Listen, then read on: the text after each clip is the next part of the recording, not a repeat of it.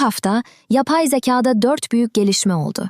Hepsi gerçek, hepsi son birkaç günden. Hızlıca özetliyorum.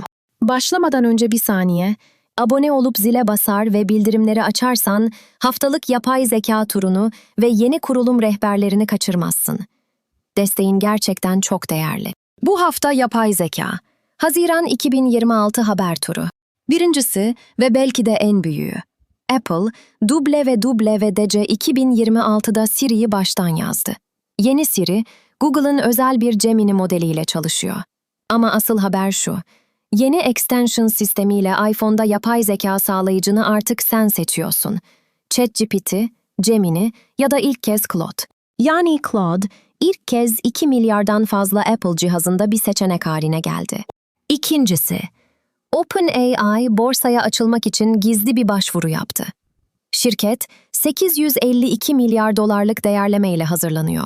Hem de rakibi Anthropic'in başvurusundan yalnızca bir hafta sonra. Yapay zeka yarışı artık borsada da kızışıyor. Üçüncüsü, Google'ın Gemini 3.5 dalgası geliyor. Hızlı sürüm, Gemini 3.5 Flash çıktı bile. Saniyede 284 token üretiyor. Yani birçok rakibinin yaklaşık 4 katı hızında. Daha güçlü Pro sürümü ise bu ay içinde bekleniyor. Henüz yayınlanmadı. O yüzden çıkınca buradan duyuracağım. Dördüncüsü, Claude artık Microsoft Excel'in içinde. Foundry üzerinden gelen Agent Mode ile Excel'de doğrudan Claude'a formül yazdırabiliyor ve verini dönüştürebiliyorsun.